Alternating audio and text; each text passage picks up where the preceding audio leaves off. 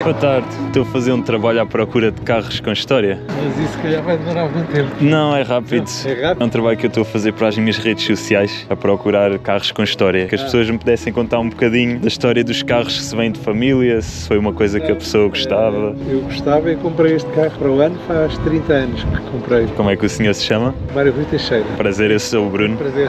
Eu comprei em segunda mão. O carro, na altura tinha 6 anos, é da última série que foram feitos estes carros, de 1990.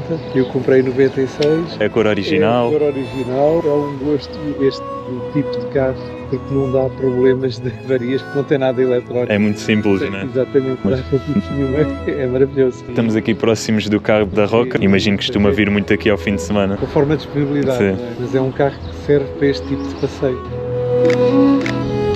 Se um dia pensar em vendê-lo, pode fazê-lo no stand virtual depois com estas fotografias. Tá bem. Muito obrigado. Obrigado.